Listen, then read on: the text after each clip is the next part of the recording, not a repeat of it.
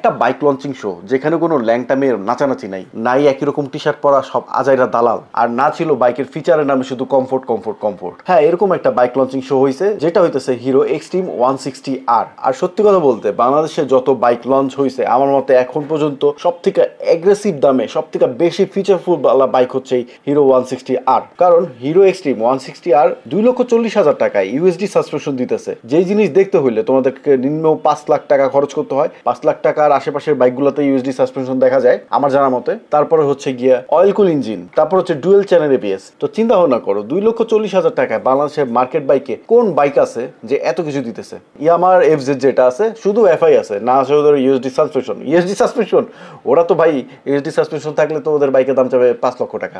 না আছে USD suspension, না আছে গিয়ে অয়েল কুল ইঞ্জিন, না আছে গিয়ে হচ্ছে গিয়ে এবিএস, সিঙ্গেল চ্যানেল এবিএসও নাই। আরেকটা বাইক আছে বাংলাদেশে যেটা হচ্ছে সবাই ভ্যালু ফর মানি বাইক ধরতো এতদিন, জিক্সার সেই আগের মডেলটা 2 লক্ষ টাকার উপরে মানে বিক্রি হচ্ছে ওইটাতেও কিন্তু এরকম কিছুই নাই। ওই হিসাবে চিন্তা ভাবনা করলে এটা সত্যি অবাক করার মতো একটা জিনিস। এমন প্রাইসে এমন ফিচারওয়ালা বাইক দিছে যেটা কোনো কোম্পানি এখন পর্যন্ত করে নাই। সিরিয়াসলি আমার যদি সামর্থ্য হইতো আমি এরকম একটা হিরো এক্সট্রিম 160R কিনে রাখতাম। কারণ বলা যায় না আর কখনো এত কম দামে এত ফিচারওয়ালা বাইক বাংলাদেশে লঞ্চ হয় কিনা। এখন যারা তোমরা ঘরে বসে বসে ভিডিও দেখো আর কমেন্ট করো তাদেরকে একটা মেসেজ দিতে চাই। আমি যখন এই হিরো এক্সট্রিমের লঞ্চিং ভিডিওটা দেখতেছিলাম, ওটা হচ্ছিল কাজী নরিনের একটা ভিডিও দেখতেছিলাম। তো কাজী নরিন ওখানে বলে ওঠে যে টোটালি গেম চেঞ্জার। তো এই সামান্য কথা বলার জন্য কাজী নরিনকে দালাল বলা হয়েছে। শুধু দালাল না, আরো অনেক খারাপ বাজে বাজে কথা বলা হয়েছে। এখন আমার কথা হইতেছে ভাই তোমাদের কি মাথায় কোনো জ্ঞান বুদ্ধি নাই? যেটা ভালো সেটা ভালো বলবে মানুষ, যেটা খারাপ সেটা খারাপ বলবে। যে রিয়েলি খারাপকে ভালো বলবে তাকে যা দালাল বলো। তোমাদের মাথায় তো জ্ঞান বুদ্ধি থাকা উচিত যে কাজী নরিন কেন এই কথাটা বলছে। আর তোমরা তো শুধু তাকে দালাল বলো না, দালাল বললে কিন্তু এটা কারো গায়ে লাগতো না, কারণ সে তো ওইটা না।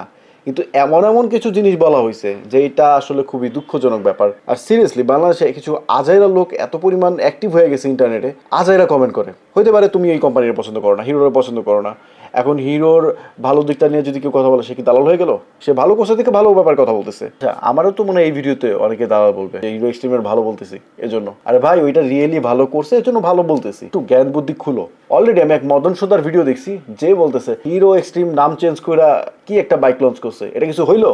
তো আমার কথা হচ্ছে ভাই জ্ঞান বুদ্ধি দিয়ে কথাবার্তা বলো। ক্যামেরার সামনে কথা বলতেছো যেহেতু জ্ঞান বুদ্ধি দিয়ে কথা বলো। যারা তোমরা ভিডিও দেখে কমেন্ট করতেছো তাদেরকে রিকোয়েস্ট করবো ভাই জ্ঞান বুদ্ধি দিয়ে কমেন্ট করো। এরকম আজেরা কমেন্ট করে নিজের বংশ পরিচয় দিও না কাউকে।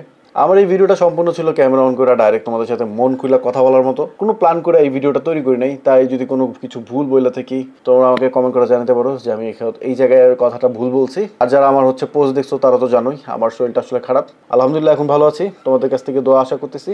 ওকে, দেখা হচ্ছে আমার নতুন কোনো ভিডিওতে। আল্লাহ হাফেজ।